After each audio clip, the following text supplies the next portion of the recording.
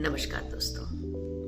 कभी जिंदगी गुलफाम सी लगती है और कभी इम्तिहान सी लगती है।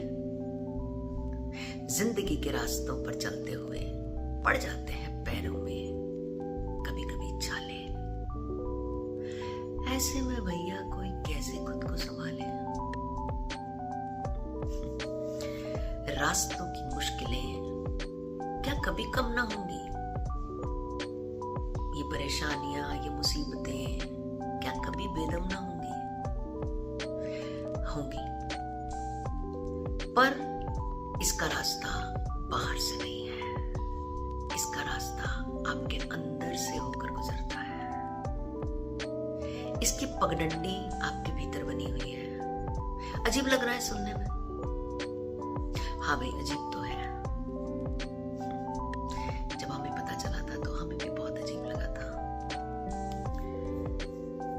रिसेप्टिव जोन में रहना है, सीखने को तैयार, जानने को तैयार, ढूंढने को तैयार, खोजने को तैयार, तभी कुछ हासिल हो पाएगा। Being receptive mode, being progressive mode. तो चलिए, हम बात कर रहे थे कि इसकी पगडंडी और इसका रास्ता हमारे भीतर से जाता है। इसका क्या मतलब है, उसी मतलब के बारे में बात करते हैं। आपने देखा है कि जिंदगी में जब परेशानियां आती हैं या मुसीबतें आती हैं या चैलेंजेस आते हैं तो आदमी थोड़ा परेशान हो जाता है। कोई थोड़ा परेशान होता है, कोई ज्यादा परेशान होता है। कुछ लोग तो कोई चैलेंज आने पे परेशान होते हैं, कुछ लोग बेवजह ही परेशान रहते हैं। सब कुछ है उनके पास। जिंदगी में खुश रहने के लिए जो जो चीजें चाहिए, जिनको नियामतें कहा जाता है, उनके पास सब तरह की नियामतें हैं। वो फिर भी परेशान है। उनके पास कोई परेशानी नहीं है, पता नहीं वो इसलिए परेशान है। अब सब कुछ होने पर भी अगर कोई परेशान होता है तो उसको क्या कहेंगे? गौर करके देख लीजिए अपनी जिंदगी में। आपके पास घर है, बिल्कुल है। आपके पास गाड़ी है, बिल्कुल है। नौकरी बिजनेस है, बिल्कुल है। अच्छा स्वास्थ्य है, बिल्कुल है। अपना मुंह देखिए जरा, इतने गुस्से में क्यों है? फिर एक नजर डालिए खुद के ऊपर, फिर इतने गुस्से में क्यों है? खुश रहिए ना। जब कहीं घूमने के लिए जाते हैं, पहाड़ों में जाते हैं, फॉरेन जाते हैं, टूर पे जाते हैं, ट्रेन में जाते हैं, एरोप्लेन में जाते हैं, मस्ती करने जाते हैं, क्यों जाते हैं? पैसे भर के, किराए भर के, खुशी ढूंढने के लिए बाहर जाते हैं। बाहर कहाँ है? वो तो आपके अंदर है। हमने जिक्र किया था ना पिछली वीडियो में, हिरन के भीतर कस्तूरी है और मारा मारा फिरता है। जाने कहां से खुशबू आती है उसको भी समझ नहीं आती। अपने अंदर की खुशी की तलाश करनी है। अगर कोई चैलेंज आता है तो वो तराशने के लिए आता है, वो आपकी परीक्षा लेने के लिए आता है, वो आपको आपकी प्रोग्रेस के लिए आता है, वो आपकी ग्रोथ के लिए आता है। और उस चैलेंज से आप सीखते हैं। आप बिजनेस खोलते हैं, बिजनेस फेल हो जाता है, बहुत कुछ सीखते हैं। अभी कल ही मुझे एक पेरेंट मिले, उनका वीजा, उनके बेटे का वीजा रिजेक्ट हो गया था। तो उन्होंने बोला कि मैम, मेरे बेटे की जिद थी कि मैं खुद ही करूंगा।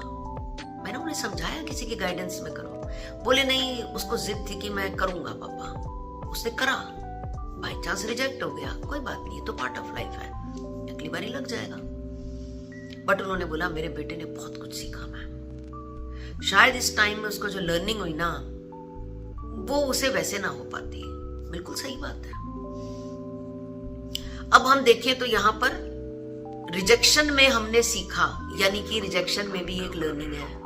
आपको पता है, प्रॉब्लम और फेलियर जैसा कोई वर्ड नहीं होता। ये मापदंड होते हैं, समाज के मानक हैं ये। किसी को जो चीज फेलियर लगती है, दूसरे को वो सक्सेस लगती है, तीसरे को नॉर्मल लगती है, चौथे को कुछ भी नहीं लगती है। सब अपनी जिंदगी के अलग अलग मानकों के हिसाब से उसे फेलियर या सक्सेस कहते हैं। एक बच्चा जिसके लिए पास होना एक चैलेंज बना हुआ था, उसके 40 नंबर आए, उसके लिए वही सक्सेस है। That is the success for that child. और एक बच्चा जिसके 95 नंबर आते हैं, उसके लिए क्या नंबर लाया? अब वो लाइफ के जिस स्टेट में है या अपने माइंड के जिस स्टेट में है, उसको कम नंबर वाले अजीब लग रहे हैं। और जिसके पास होने के लाले पड़े हुए थे वो पास हो गया, तो उनके घर में मिठाइयां बट रही हैं। तो आप देख रहे हैं सबके मानक अलग अलग हैं, सबके मापदंड अलग अलग है, सबकी सोच अलग अलग है, फिर हम सब एक जैसे कैसे हो सकते हैं? तो मुसीबतों से घबराना नहीं है, ये चैलेंजेस हमें तराशने आते हैं। वो कहानी सुनी हुई है ना, 2 पत्थर थे, जब मूर्तिकार पत्थर को तराशने लगा और उसने जब पहली हथौड़ी चलाई तो एक पत्थर चिल्लाया, ओ माय गॉड, मुझे दर्द हो रहा है। उसने कहा, मैं बस थोड़ा सा काम करूंगा तुम्हारे ऊपर और तुम में से खूबसूरत मूर्ति निकल कर आएगी, प्लीज मुझे थोड़ा सा काम कर लेने दो। पत्थर ने बोला, ना बाबा ना, मैं इतनी परेशानी और मुसीबत नहीं सह सकता, मुझे तो बख्शो, दूर से राम राम, कोई और पत्थर तलाश कर लो। आगे चल पड़ा मूर्तिकार, आगे गया तो उसको एक और पत्थर मिला, उसने उस पर मूर्ति बनानी शुरू की। तो वो जो पत्थर था वो चुपचाप हथौड़ों की मार बर्दाश्त करता रहा, करता रहा, करता रहा, करता रहा, और उसमें से बहुत सुंदर मूर्ति बनकर तैयार हो गई। फिर उस मूर्ति के एक मंदिर में स्थापना हुई और लोगों ने उस मूर्ति को पूजना शुरू कर दिया।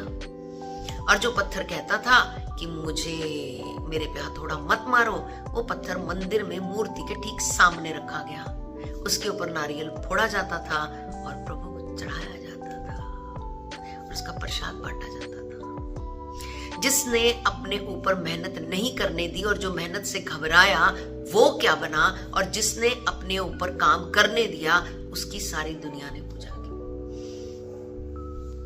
घबराइए मत, इन चैलेंजेस से घबराइए मत, ये आपको उगा कर जाएंगे, कुछ और बड़ा बना कर जाएंगे, कुछ नया सिखा कर जाएंगे। ऐसे ही नहीं चले जाएंगे, आपके भीतर एक नया रास्ता खोल कर जाएंगे, एक नई स्किल देकर जाएंगे। घबराना नहीं है, जुटे रहिए, कुछ सीखते रहिए, जुड़े रहिए, रोज आएगा कुछ नया, कुछ अनोखा। मिलते हैं एक और नए एपिसोड में, नया नजरिया मोनिका के साथ। शुक्रिया।